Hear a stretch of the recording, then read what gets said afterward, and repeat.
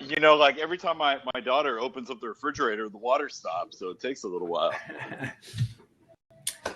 Welcome and hello to the only live interactive streaming video show on the planet that discusses, debates, and delivers important tips and tools for dads like you and I. Congratulations, you have personally been selected to step up to the mic and deliver fresh, relevant content, tell stories, and share your own personal path to fatherhood. Want to learn more about the most important job a man will ever have? Need dinner table topics and fun, engaging events to do with your kids? On this show, we will learn together and grow as a community while holding each other accountable. So what are you waiting for? It's time to show the world what makes you a father of the future. Be honest, tell your friends, laugh, cry, and open your heart so that we can all learn what it takes to be committed, engaged, and devoted to the children in our lives. My name is Luke Kayyem, and I am a father of the future. Evan Kantor, Matt Blanton, and Josh Lannon. Welcome to the show, guys. Thanks. Great for having us. Thank you for having me. So this is your first time here, guys. Evan, why don't we start with you, man? You and I used to live together, or at least live close to each other in Los Angeles.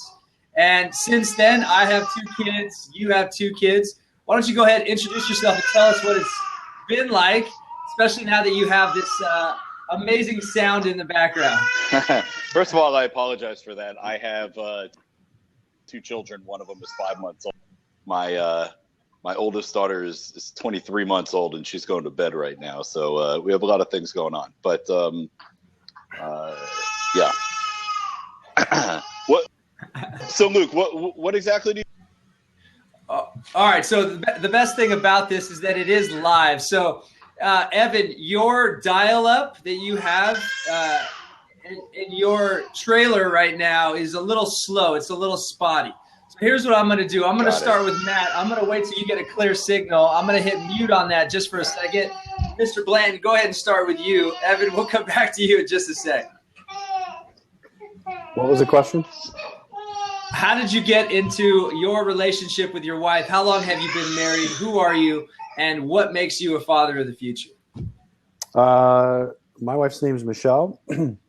We got together in college. It was about 2 or 3 weeks before I left college, and we met in a bar. I know that never sounds like it works out, but it did this one time. I was done with school and hanging out, bartending, running a bar in Flagstaff, and I had a friend of mine come in and introduce us, and that was it. I mean, we were stoked on each other. So we did long distance for a couple of years, and I moved on to California for a couple of years, and then ended up coming back to Phoenix to be with her. So we dated for another 3 or 4 years before we decided to get married, and then have a couple kids now, and life's sweet. 2 girls, right? Please tell us how old and what are their names? Reese, who's 5, and I have Elle, who's almost 2, who's our little pit bull.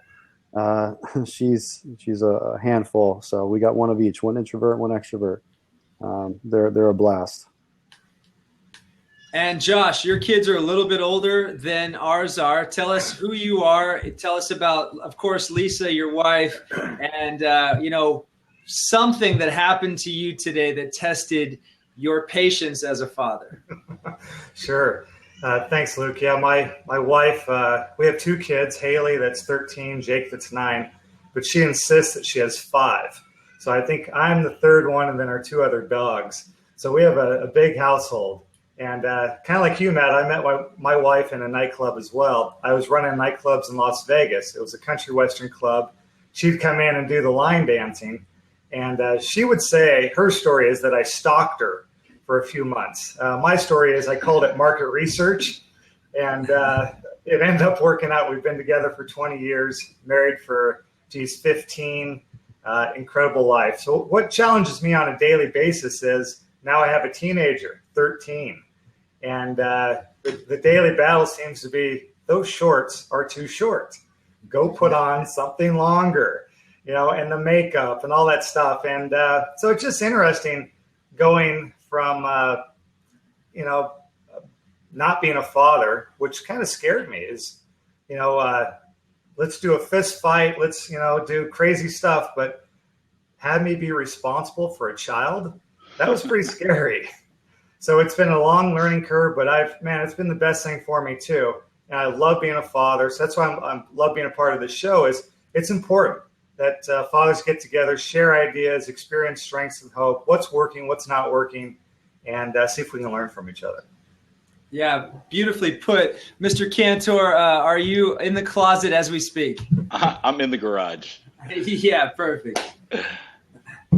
Evan, you came from a very single life, like a lot of us have, a very extreme past.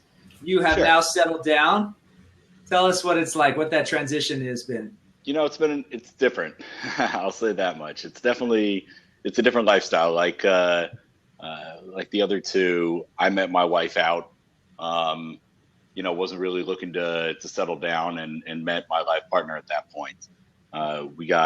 We've been together for 9 years, and it's interesting. The things that I want to do today they're just different, and a lot of my single friends don't really understand that, where like the notion of not wanting to go out on a Saturday night so that I can go to the beach with my daughter in the morning, they don't understand it. So, to me, life is definitely different than being a bachelor, but being a father is awesome. At least right now, at least with my daughter, because my she's active. She's out there. She can do things. She can climb. She can, go to the beach. My son, he's just starting to roll over. So, Yeah, I think we're all going to go through different phases throughout our fatherhood experience. Obviously, as the kids get a little bit older. Right now, R2, my son Cannon, is turning 9 next month. My daughter Camille is 7. She's starting to wear smaller clothes, Josh, so I completely understand that. She's rocking those high heels, those red high heels. It really is nuts. It's insane. I live in LA, and you go to the beach, and I'm telling you, like, the way these girls leave the house today is it's what we wished for, but it wasn't how it was. Right. Yeah. Karma. So I took my daughter clothes shopping at her dance school. She does dance once a week, and they're allowed to wear their short tops. Yep. So she wanted me to take her shopping, and she immediately grabbed 2 strips of clothing, 2 strips of cotton, and I said, "Look, I'm going to get one of those and a pair of shorts. You pick any one you want. I don't care." She comes back with like black lace. One of them had a string in the back, and I said, the best way that I possibly could was, "Sweetheart, if you wear that outfit, there are certain boys out there that will think differently of you than if you wear one that's just a little bit bigger. Does that make sense?" And she agreed. Well, she got one that didn't have the lace to it, but it was still just as small. So she's allowed to wear that to dance, or she's allowed to wear it at the gym or underneath a tank top, but she's 7. And this is natural, right? Mom is not running around the house in a bikini. We're not watching HBO after hours. Like, she was born with that. Right. Mm-hmm. Yeah. So what do we do, guys? We all have daughters. I think I have. I probably have the unpopular answer, but I'm a realist, and I'm basing this on like my college experience. And in college, I feel like you have to support your daughter, but set boundaries. Like, you can't prevent them from doing the things that everybody else is doing. And I guess what I'm trying to say is, think of how you grew up and let your children do those things, because if you don't, I've just seen it go bad. I've seen it go very bad, where the girl who came from, the father was so controlling that the minute they break free, that's what they do. They break free. I think, in my opinion, at least for what I'm seeing right now, and I don't have a teenage daughter yet, so mine's only 5, so I can only go off the experience I have right at this moment. But at the end of the day, it's just it's a very frank conversation. I mean, there's just reality. So I agree with you, Evan, on that. It's just the fact that there's a lot of people out there doing a lot of bad things, and some of us probably did that in school or wherever we were in our lives, objectifying women and being a little machismo and everything else that goes with that. But now we're blessed with this opportunity to raise daughters, and we get to go through that. And I think we're going to grow as individuals when we have this opportunity. So for me, it's just having a very frank conversation. That's me in general, if you don't know my personality. So it's really easy to say, listen, this is kind of how it's viewed. Here's this side, here's that side, and I'll let you make that decision. So that's important to me, to at least for them to see that, so they know exactly what's going on. Yeah. Josh, has your daughter started dating at all yet? No, at least not that I know of. And I agree, setting the boundaries is important, because there'll be conversations that Lisa will tell me, my wife, that they'll be out school shopping or shopping for clothes, and she'll say, Dad won't approve of that. So it gives her kind of a stopgap too on, that's not okay for Dad. And what I do with Haley, my daughter, is, Haley, I love you. You're a beautiful young woman. You don't have to have short shorts on or all this makeup to be beautiful. You're beautiful exactly the way you're at. And really encourage them with the self-confidence that they don't have to get all dolled up. Now, I get that they do it because they like it. So that's where it's like, do it because you like it, not because you think the boys are going to like it. Because really, to the big point, we don't care, in the big picture, So I think boundaries are important. So you spoke on encouragement. Guys, starting with you, Evan, tell us about how you were raised, and did you have a father figure in your life? Sure. I think hopefully we all have a father figure. I was raised to be outside. I was raised to go out and explore and climb things and jump off things, and don't be afraid to ask questions. I was encouraged to do, be a kid and explore the world. It's interesting because I was having, talking about like the way you were raised. The fact that like we're in 4 different places having this conversation kind of plays into the way things are today. I think that, for me, I don't know what I'm trying to say. Well, let me ask you this question, and I do know you on a personal level, so I hope I don't ruffle any feathers or talk about something you don't want to talk about, but was your dad a part of your life throughout your entire life, and is he now? Yeah, my father's a part of my life. My father was an instrumental part of my life growing up in my early, when I was becoming a man after college, first time out on my own, me and my father had a falling out, and the relationship's different today. But looking back on who I am, my father was always there. He was always there to support us. Matt, what about you? I had, I think 3 stepdads, 3 or 4, and military background. So, it was quite an interesting upbringing, moving around all the time, then changing out fathers. But at the end of the day, my mom was more of the stable figure. And actually my grandfather was one that I really looked up to and learned a lot from. So, in general, I got into a lot of trouble and stuff, just like a lot of kids did. And, I think a lot of that had to do with just idle time on my hands. And so I didn't have hobbies to go out with my dad and go hunting or go and do this and that, sports that they were around for. So, that was something that I think made a big difference. And also, I think gave me a new appreciation for women as well, to see how hard my mom worked. And so I think she was an instrumental part in raising me more than I'd say a father figure. Josh? Yeah, for me, my mom and dad were divorced at a young age.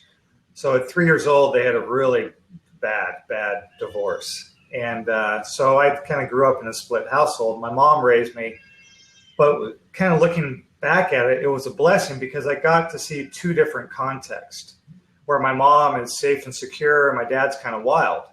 So it was interesting learning from them in the different households, the different rules. So I could kind of pick and choose on what I liked and what I didn't like. At first, when being young, of course, I loved my dad's because it was wild and I'd get away with stuff.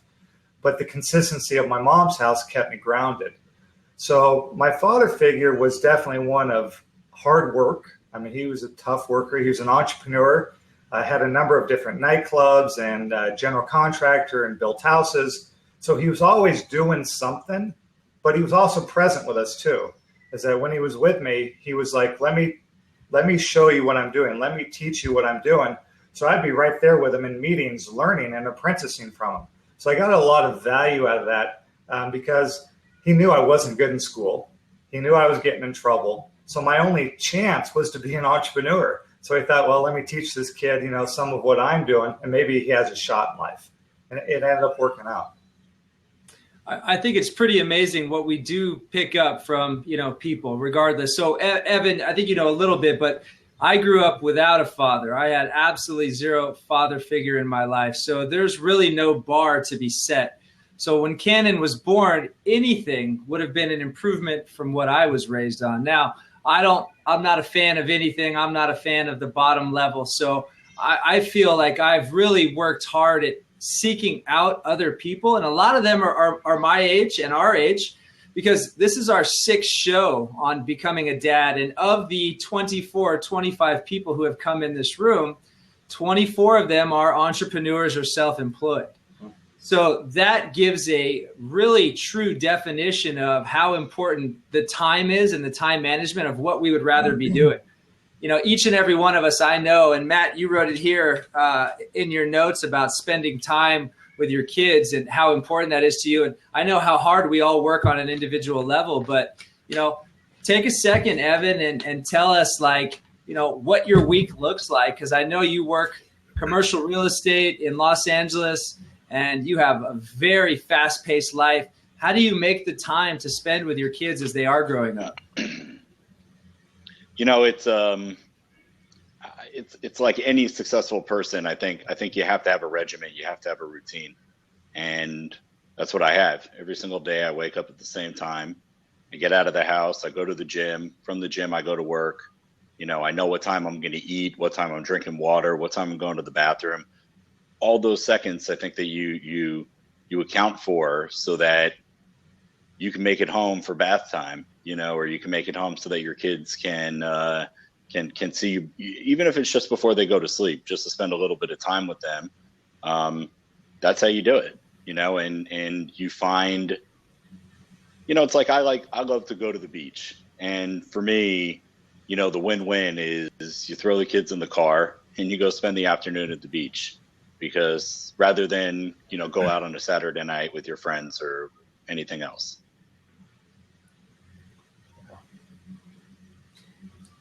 So for those that don't know, Evan and I spent some time living together, or at least in the same area. We were 2 miles apart when Najla and I lived in Sherman Oaks in 2005.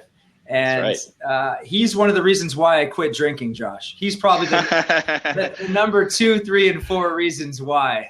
I'm going to tell one story because this is XM versus FM.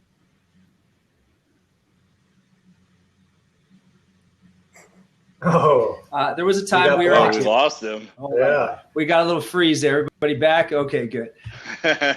We're on the 101 and the 405 and a cab, and this is before. Wait, why is this the one story you're going to tell? Because this one is PG-16. This is the one story. Okay, go. This was probably the last of the 3 major life-altering experiences that I had while drinking. So you're part of that. You're part of my success story. So thank you. We're in a cab. We're drinking. Evan's in the front seat. This is a cab with plexiglass throughout the back window, almost like a police car. And me and our buddy Peter in the back seat. And we decide to play punch and dodge. So in through the little square in the hole, we're punching Evan in the mouth and we're dodging and we're sliding that little plastic case over there. And Evan gets so upset that he decides to punch the cab driver, and the cab driver doesn't know what to do. So he pulls over on the side of the road. He tries to kick us out of the cab. We don't budge. We get back in the car. We end up tipping him like $50 or $60. Evan's pissed. The cabbie's pissed. Me and Peter in the back seat. Thank you, Evan, for steering me down the right road to not drinking. Well played. I don't really remember that, but that's probably why I punched the cabbie. But he was a terrible drunk. I'm telling you, like terrible. You should thank me. I thank you all the time. I thank you. So what thing do you think you've given up on, Matt? What was the one thing, and we could talk about partying and, you know, hanging out, whatever that thing is. What thing did you give up for your family? I think when we first had kids, you know, I just started a new business, and so I was working a ton, but it took me a little while to really get connected with my first daughter. You know, we had a pretty rough few months to get going, and so after that, when she started developing a personality, then I just, you know, I was so attracted to her, and so after that, it was just this kind of growth, and then I realized, all right, I need to be home for this. All right, I need to be home for that. Well, sorry. It's okay. So after that, you know, it really was the focus on making sure that I was home and had a decent schedule. And just like Evan was saying, it's really about the routine. And so in the mornings now, even more, every year I add more and more. So get home earlier, you know, make sure that I'm at my daughter's school for some specific events. In the morning, I'm taking her to school 1 to 2 days a week.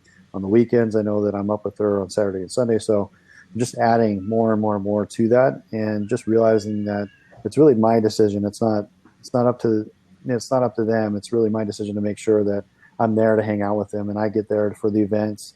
I'm in charge of my own schedule. I own my own company, and at some point, I needed to take charge of that. And it's all a choice. Everything's a choice. So that was a big change for me. And now I'm good with the schedule, but I still want more. I'm always looking for ways to find more.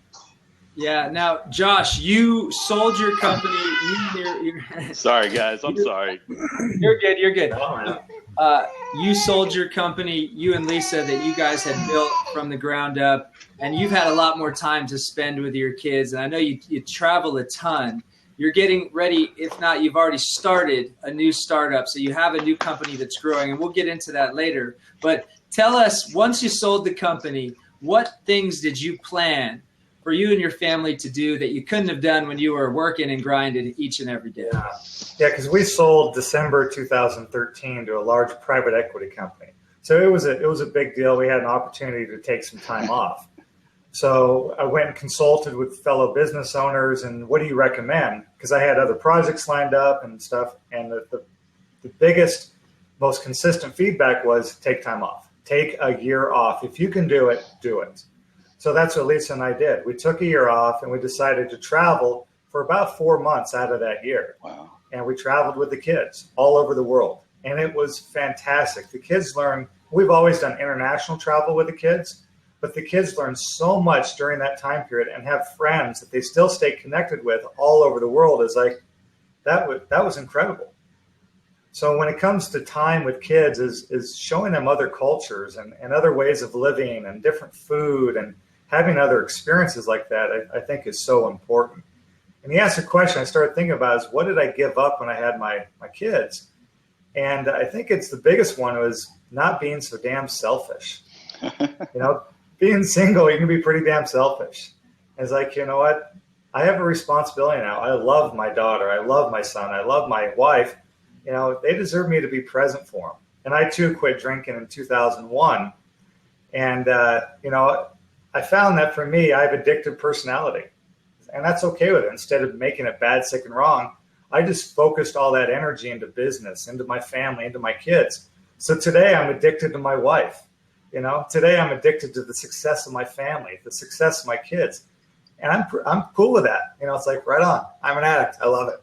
You know, and, you know, that's the space I hold. Very well put. I'm going to unfreeze you, Evan. Tell us who you got there, and how do you guys split responsibilities? I got my little boy with me. This is Colin. I can't. You guys have better setups than I have. I'm on my phone, so I can't figure out how to I have to put the phone down to turn him around. How do we split responsibilities? At my house, I think my wife and I do 50% of all of the work, but just in different capacities. You know, we help out, we play to our strengths, and that's kind of how we divide and conquer. If she's upstairs with my daughter and my son needs something, you just jump in and you do it.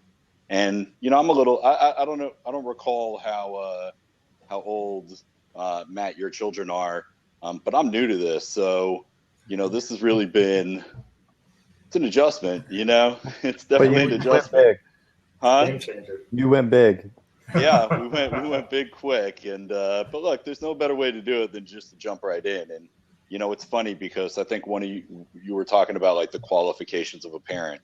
And I always laugh at the fact that as a commercial real estate broker doing, deals nationally, people, you have to be licensed in the state to do commercial real estate. But like to have a child in this country, you literally just have to have a car seat and prove that you can put it in correctly, and they'll let you leave the hospital, And like, this is so much harder than my job, and my job is really hard, My career, I guess, is really hard. My job is to be a father, and I'm just trying to learn it all right now on the fly. Yeah, we talked about this being the longest job any one of us will ever have in our lives. Yeah. And until we are no longer on this earth, it will be our job. And for most of us, and I'm pretty sure the four of us here in this room, we're not going to mess that up. You hear about dads, not getting along with their kids as they get older. And to me, that would be the biggest, mistake that we could ever make, is doing things that would obviously ruin that relationship with your kids for life. Because through each and every phase, like where you're at right now, Evan, to me, that was my favorite phase until they became old enough that I didn't need to take diapers. Sure. And then that was my favorite phase until they're old enough to where we can go to sporting events. And now, Cannon, he's halfway to 18. It's crazy. To me, that's absolutely insane.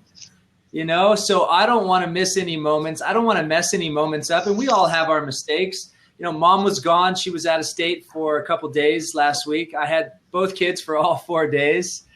And as soon as the kids got home, I said, what grade would you guys give me? And they both, my daughter said A+, but my son said an A. And I said, okay, great. And in my head, I told my wife, I talking to her later, I said, I feel pretty good. It was a great 4 days. There was no big mistakes, no big blow-ups. Everybody got fed, teeth brushed. We had fun. So, I challenge you guys for a minute to think about, when was the last time you made a major mistake as a dad? What if you blew up or you did something wrong? Let us know. Share it. I know for me, I'm like the giant Shrek.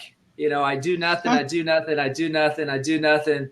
And then all of a sudden, just a little bit of that guy in the backseat of that taxi cab comes through to my son and my daughter, and I apologize immediately. But take a second, guys, go around the room and tell us how you messed up last, and what was it?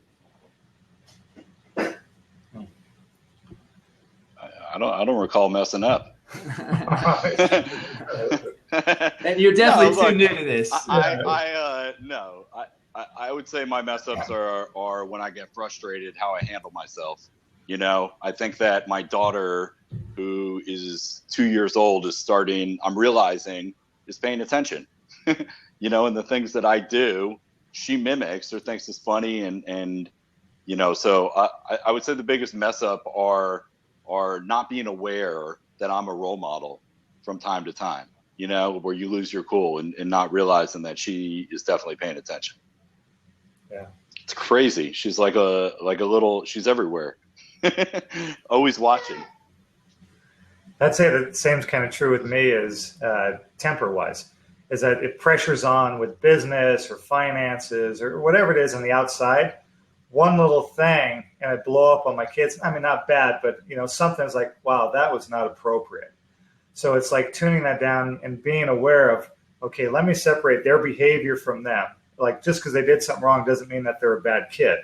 So, but I'm in the moment, it's like, what are you doing? No, that was stupid. And it's like, oh, stop. Okay. But it's tough is to catch yourself, go, hold on a second. This child is precious to me. Why am I going off on this person more than I would never go off on one of my employees like that? I've never gone off on my wife like that. Why am I yelling at my kid for something stupid, like, making their bed or whatever, it is. So that's the biggest one for me. Probably the last stupid thing I did was Haley had her 13th birthday, had about 12 girls over at the house. About 9 of them spent the night. So Jake, son, and I went to the Halloween mask place and got some scary masks. And about midnight, they're all watching, I think they're watching Twilight or something. We turn off at the breakers, turn off all the lights, and go and scare the girls. That's what we do. Well, a couple of them had a meltdown because we scared them pretty good. With the faces and banging on the glass and climbing through the windows. It was like, yeah, that probably wasn't the best idea. It was funny, but okay, I have to explain this to the parents now. It's a little stupid stuff. Yeah. That was the rule in my house, is if it was funny, you couldn't really get in trouble for it. Right. That's so Josh, my little one's the same thing. Go ahead, Matt. My little one is such a crack up. She's really all over the place, and she's super busy. And she does things. She's almost 2, so she does what 2-year-olds do. But it's really hard to get upset at her. And so, as much as I try to keep a straight face, I turn around and I got to run. I got to run before she sees me laugh. So, I mean, that happens quite often. But yeah, I mean, I think I'll lose my temper, and it'll happen when I'm not present. So when I'm not paying attention and my head's somewhere else, that's when I do something stupid. It's when I don't think through a situation, just like anything else. But with them, it's emotional. It's much more important to be present and to make good decisions and think through situations so that they get the best of me. So that like anywhere else, if I'm present, I'm at my best. And so that's when things kind of happen and get out of hand. So Matt, do you ever get upset? Because I've known you for about 5 years now, and you're one of the most methodical, chilled, relaxed guys I know. It's all the marijuana I smoke, Luke. I'm just kidding. But no, it was But you got a lot of likes for that one. Jeez. I think it's really the most important thing for me is when I think I'm a control freak in a lot of aspects, like probably many entrepreneurs are. And so when it's a time crunch, you need to do these things: brush your teeth, get your clothes on, get your lunch ready, walk out the door, get your hair, whatever. All those things are needing to be done. Well, we've got 15 minutes because you decided that you weren't going to do these things before. Now I'm pushing you and rushing you, but I'm not going to be late. Don't make me late. You can't be late. Can't get a tardy. So all that pressure builds up, and then that's how, I get upset. And it's like, I'll just get to pick up the kid under one arm. I'll grab the backpack. You're throwing both of you in the car, and let's get out of here. So we're on time. So instead, there's a lesson to be learned, and it could be, you're going to be late, and we're going to see what that's like. And so I can call ahead to the teacher. Hey, here's a situation. They're going to be late. Let's make a big deal out of it so that it doesn't happen again. Instead of doing that, handle it a different way. So I think being a lot smarter about those situations, those opportunities for growth for them and myself are times I need to take advantage of. So that's when I'm present, the best comes out. Jason Hirsch was on the show a couple of weeks ago, and he said the same thing as you, Matt, but he ended up taking his son to daycare in his underwear. And when he got to daycare, he wouldn't get out of the car, and he said, I told you, Max, I told you. It was up to you to get your clothes and get dressed. He's 5 years old, but he said that it worked. And moving forward, the kid was always ready at the door, fully dressed, instead of stalling and blaming it on dad. Because we get blamed for everything, right? And like you said, Josh, we are fourth. We have 2 kids and a wife. We're fourth. Mm-hmm. Right? Everybody else is fifth, but the wife and kids definitely come first. And if you have dogs, they come ahead of you most of the time. Sometimes when you get fed, they definitely go ahead of us. So, guys, I did that with my daughter too, with the shoes. Dropped her off with no shoes. Said, deal with it. You're the one that made this choice. And it was a great lesson. She had a breakdown, but she never forgot it. And she was 12 at the time. So she was old enough to be responsible. But there's never been a problem since then. So I think it is important as dads, we give them a little bit of rope too, so they do learn the lesson, that we're not always smothering them or hovering over them, that we allow them to learn in the safety. You see, I'm at such a different place because I agree with everything you guys are saying, but my children are still at the age where like everything is critical. or it seems like everything is critical. And, I find, I get looked at funny, like at the park, if I'm not, like holding on to the back of my child's shirt when they're, going down the slide. But I kind of feel like you got to get a couple bumps and bruises, I at least how I was as a child, you could tell me until you were blue in the face what was going to happen. But until I experienced it, it didn't mean anything, and I feel like kids need to learn that. You got to give them a little bit of that boundary with reason. Yep. But I'll tell you get looked at funny at the park, like raising toddlers today. I feel like we're just soft as a nation.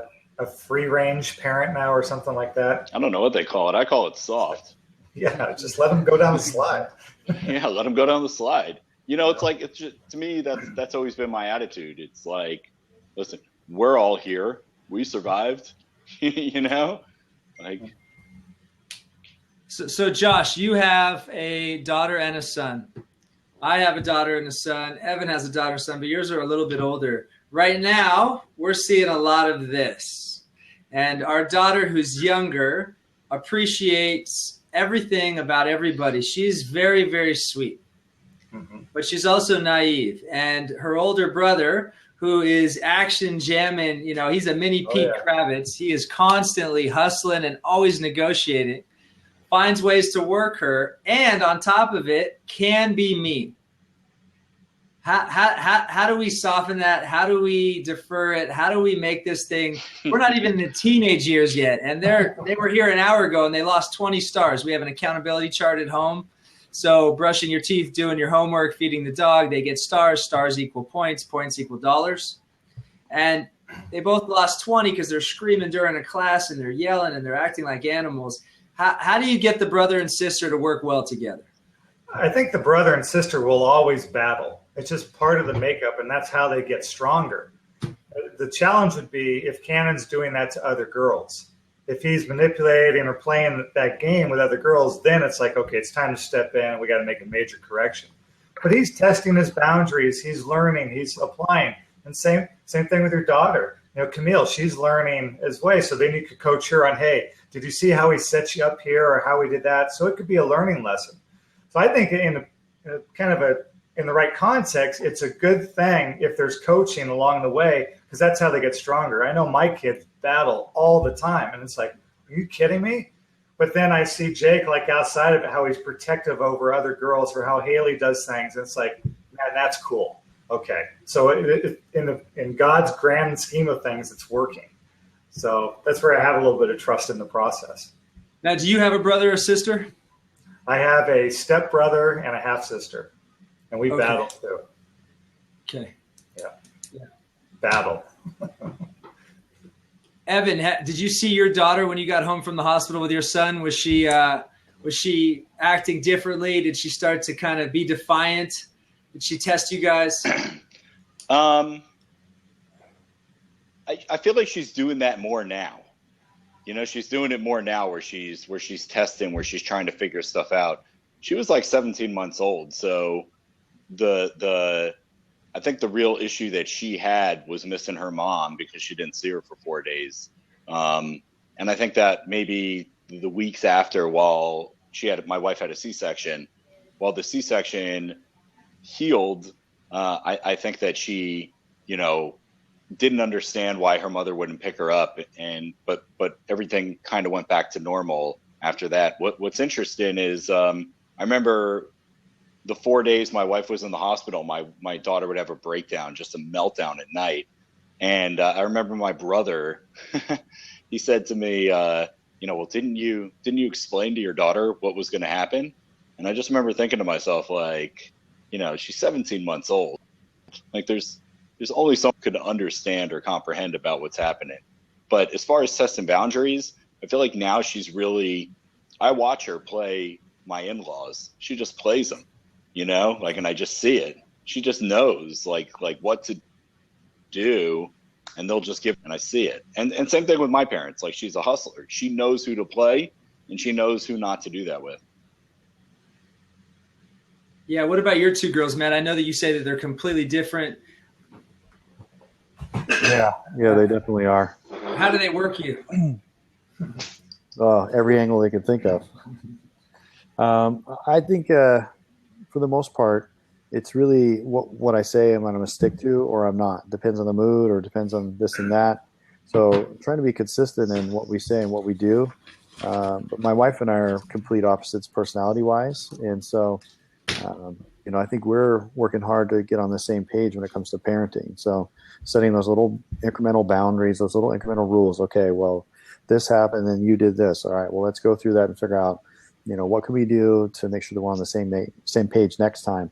And so little by little, we're just kind of building that up to make sure that we're doing the best we can.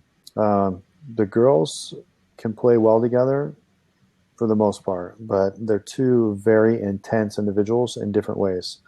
One's very outgoing, one's very reserved, introverted, creative. And so in their own right, they each have an agenda. And depending on, what's going on at the time or what the object is that they're playing with or doing, it could get pretty heated. And it's daily, somebody's crying.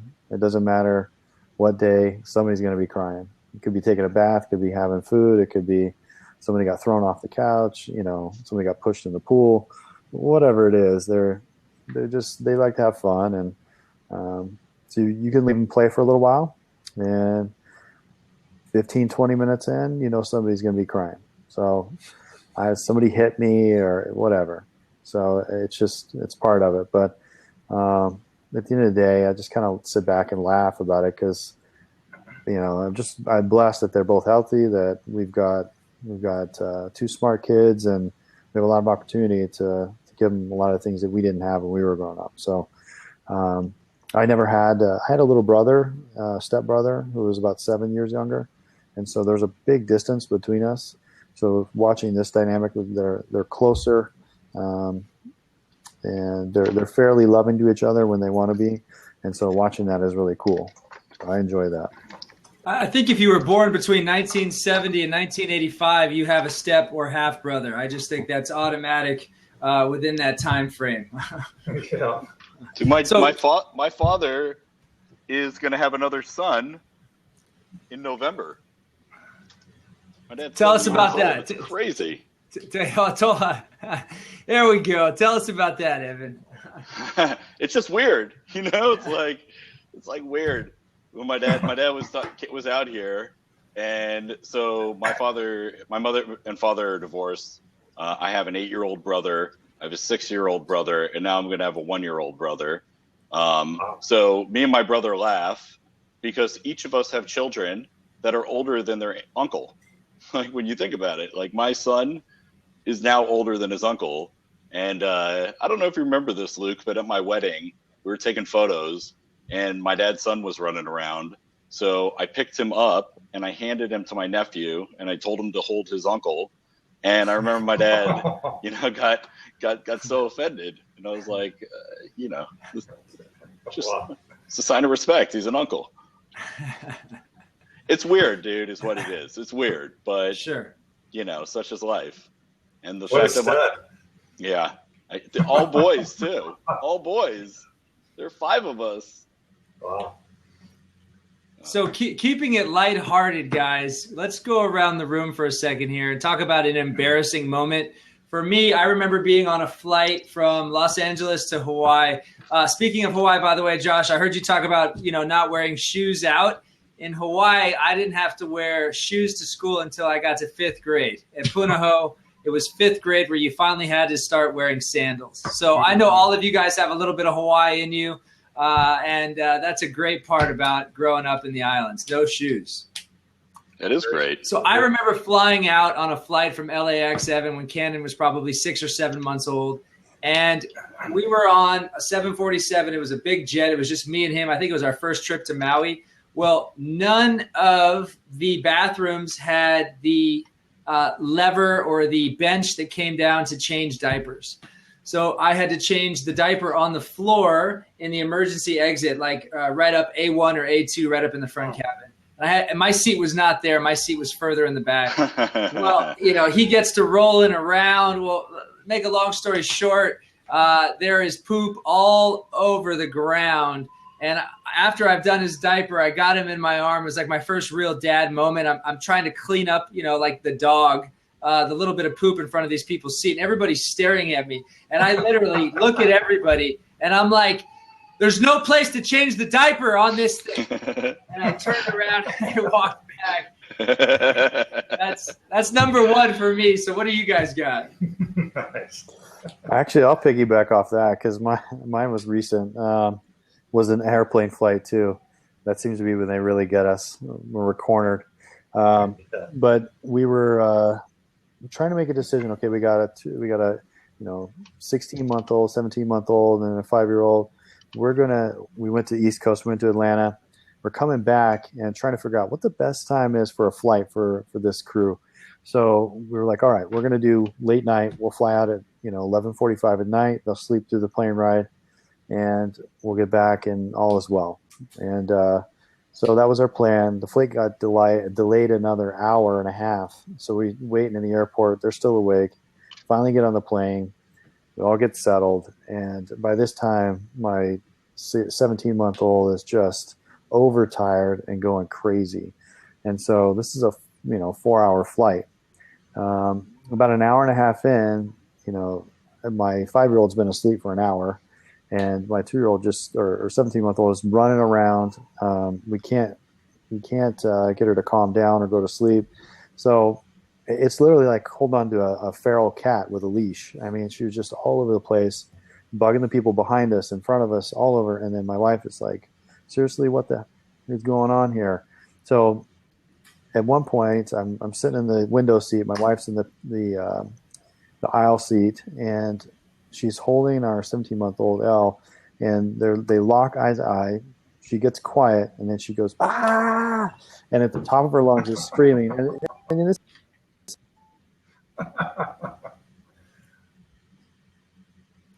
Hold on a sec, Matt. We lost you right there, brother. So everybody around.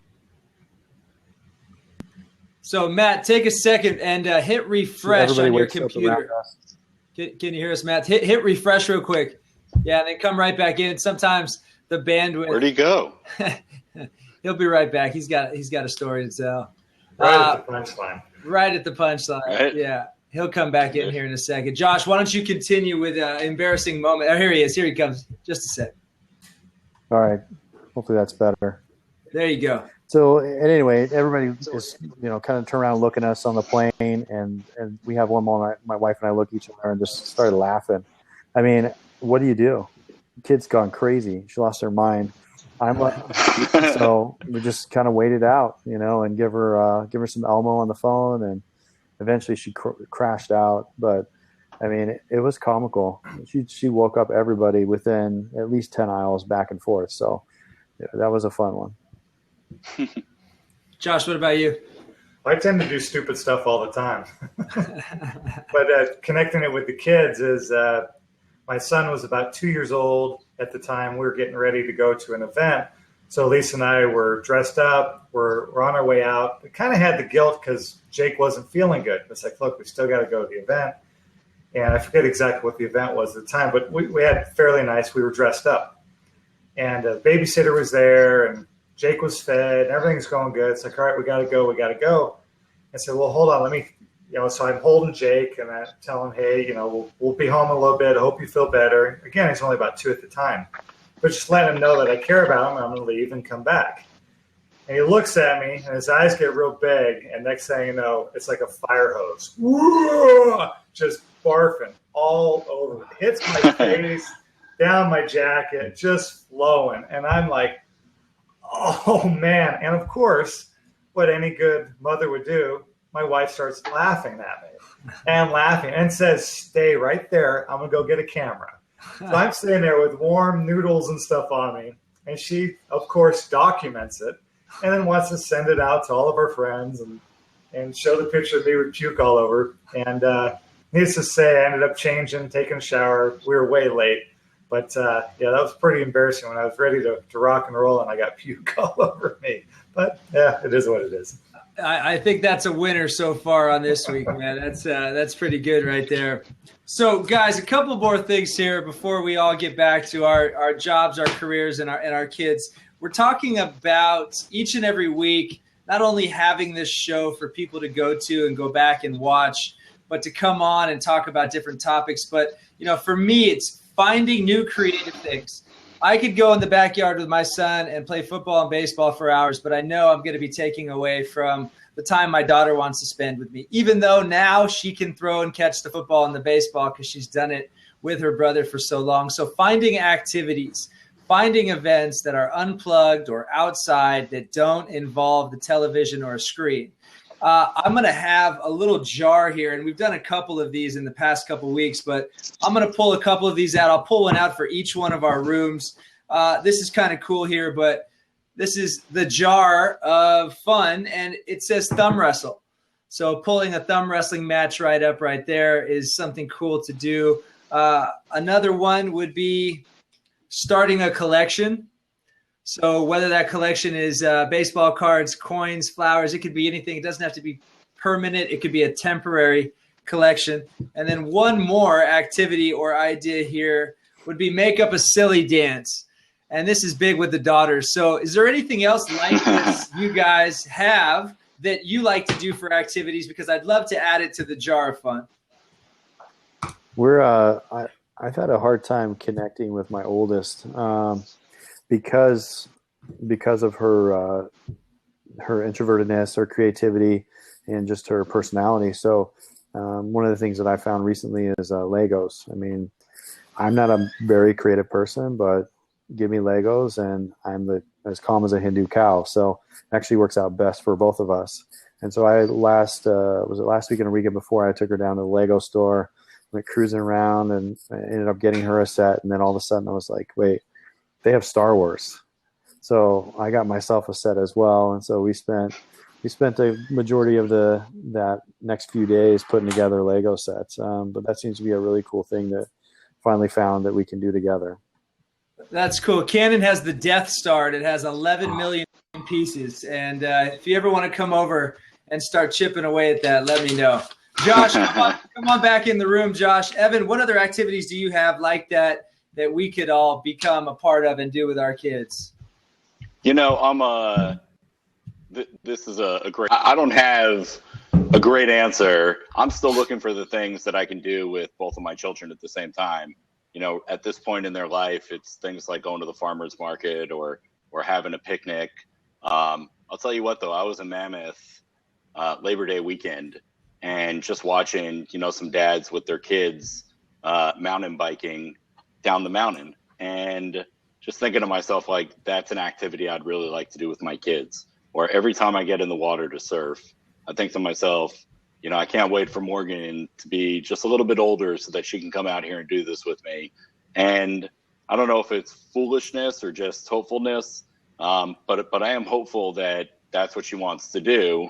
But if she wants to dance, I guess I'll go to dance class. But we don't have activities that we do except for go to the park at this point. So fishing has been big for us and our family, even outside of Hawaii. My son has been wanting to be a fisherman since he was a little dude, and now our daughters picked it up. So, a couple weeks ago, we picked up a couple different sets of fishing poles, and we headed up to Prescott to one of the lakes up there. It's about 20 degrees cooler.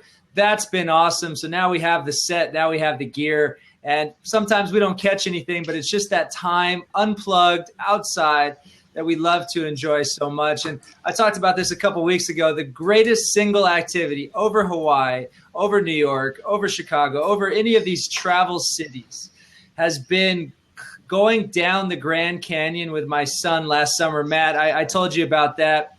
We stayed 2 days down inside Phantom Ranch. We hiked down, took us 5.5 hours. We hiked out, it took us 6 hours. And Matt, you've done that before. You've done rim to rim at the Grand Canyon. The single best hotel room I've ever had was in Phantom Ranch, on a twin-size bunk bed with a little air conditioning unit. But that memory is so strong that it will stay with us for the rest of our lives. That's cool. Yeah, that's awesome. Yeah, that's awesome. Yeah. Josh, any activities that you guys have that you've had over time? Did you take your son hunting when you were in Hawaii? I've taken my daughter hunting. She's really enjoyed that. But the one that's bonded the whole family together has been like zombie mud runs or family mud runs.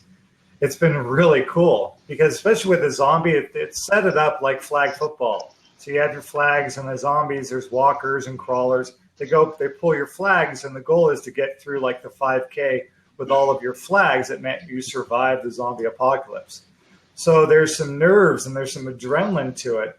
So we have to work together as a team and communicate, and we're getting dirty and just doing all that stuff. That has been some of the best family bonding. It's almost like trauma bonding. Going through that process together, that has been really, really cool. So that's one of the things we love doing. The other is my kids, family, wife. My wife used to be a cop. So guns are part of our life. One of the things we like to do is airsoft. So we'll do family airsoft at a place called VIP Airsoft, where we go in there and do shooting exercises. So I think it's an important skill to have.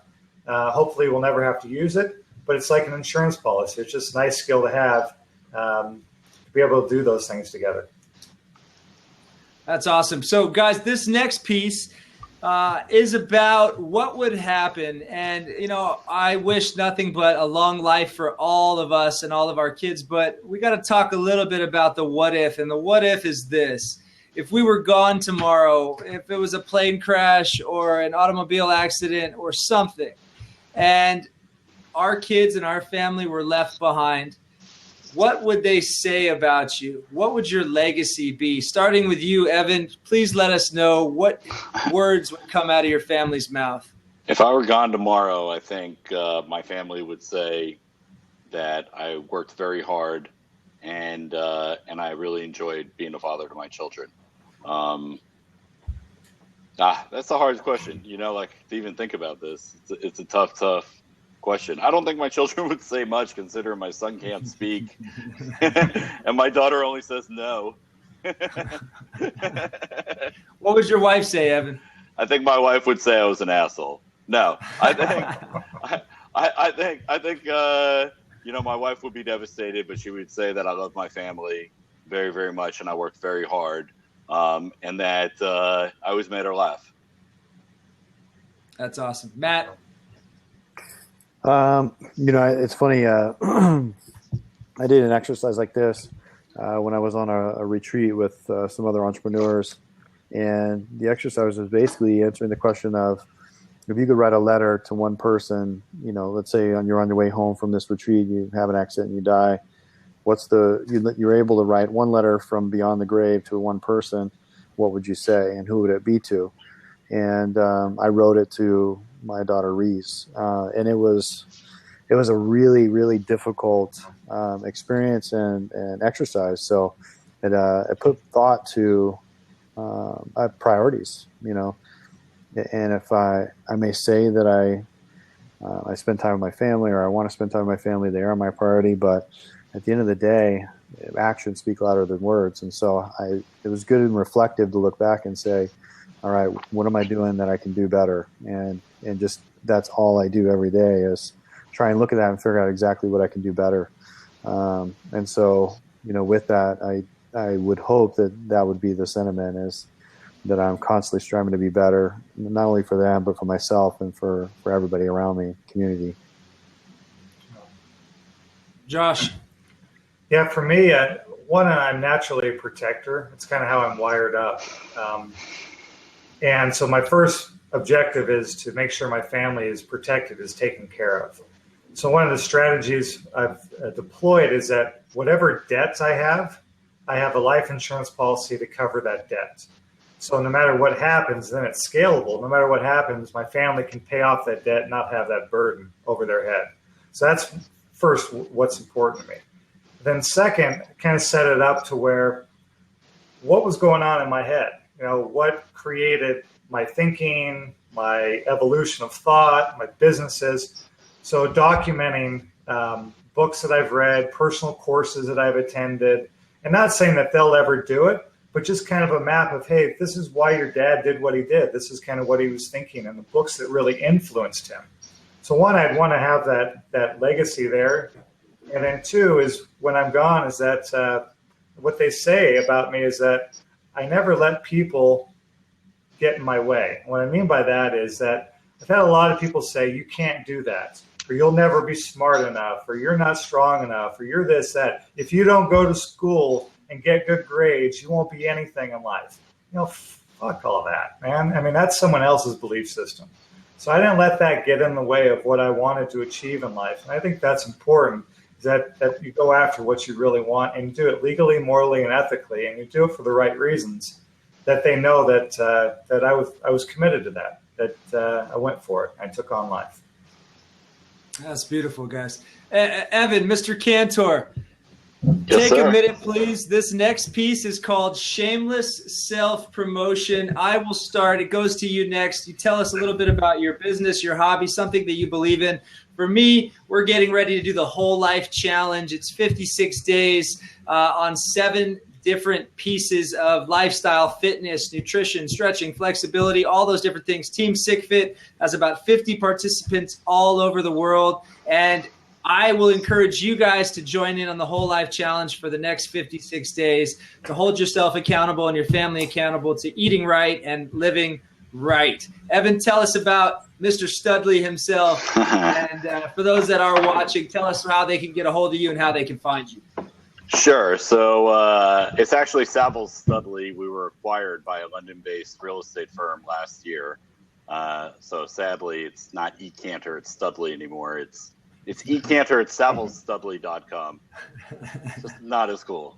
Some selfish promotion. I'm a commercial real estate broker. I help companies save money on rent and increase office efficiency nationally. You can get a hold of me through the Savills Studley website, Evan Kantor, or you can email me at eCantor@savillsstudley.com. I would say that I'm the best tenant rep, surfer, skateboarder in the country. Hands down. Hands down. Hands down. What Thanks, other? Evan. You're welcome. Yeah, speaking of skateboarding, I'll hop on the skateboard and go pick up my kids from school, and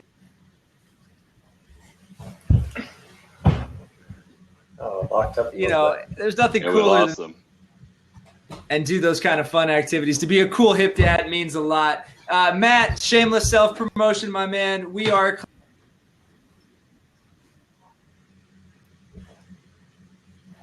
No, we're losing you. clients You're of breaking up a yours, little and bit. you are a client. Matt, go ahead and tell us about Printing Solutions. Yeah, so we own a print design and creative company. Basically, we focus on getting leads in the door for people these months. We basically build out the landing pages and make the conversions from direct mail to landing pages to the back end and then back through. So that's what we've been working on recently. But yeah, we like doing a lot of signage, mailing, and ultimately just being creative. It's kind of our fun wheelhouse. So that's it. By the way, I went to your office today. We spent a couple minutes together, and it's like the movie Big. That's the only way I can put it, man. It's such a cool looking office. Way to go, man. You've done a great job with that place. The culture is amazing. The people were really cool, and the entire setup is great. Matt has a stand-up desk. So you can see I'm slouching. I'm sitting down in my desk. I'm actually sitting on an ab mat right here for a little bit of comfort.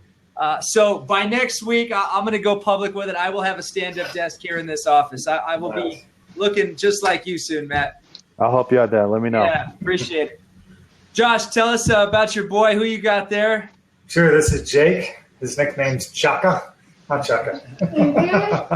And he's probably coming in to say goodnight, and he's loving on me before that happens. No, more like I'm telling you it's time to go to bed. Oh, it's time to go to bed. Yeah. And for the last 13 years, my wife and I have assisted thousands of individuals get sober. So our business, the business that we sold was called Journey Healing Centers. Our next program that we're building is called Warrior's Heart, inpatient, outpatient, long-term sober living. So taking my past mistakes and turning it into something that can help other people. So our next program, Warrior's Heart, here's a little selfless tag there, is a treatment center for our warriors. Thanks, buddy. For our military, our veterans, our police, our firefighters, our first responders that are struggling with addiction. Really, it's self-medication, alcoholism, prescription drug abuse, and PTSD. Right now, the rate is 22 veterans a day are committing suicide. The numbers are staggering. One cop every 17 hours takes their own life. So my wife and I are social entrepreneurs. It's important to us that our businesses not only they make money, but they make a difference, and that's who we are and what we do. We're mission-driven individuals, and I love doing stuff with my kids too. So that's a little selfish promotion. Hey, great job, guys. Thank you for coming on the show. Anything else anybody would like to leave before we get out of here? I just want to thank you for letting me be a part of this. This is really selfishly more of an education for me. I probably I didn't know what to expect in the format, so I was a little ill prepared. But I appreciate all of you guys helping me through this journey. So thank you. I appreciate it. Thank you, Evan. Thank you, Josh. Thank you, Matt. Gentlemen, have a good night, and we will see you soon. Thank you for being fathers of the future. Awesome. Thank you. Thank you. Thanks, guys. Are you sure you want to leave the seat?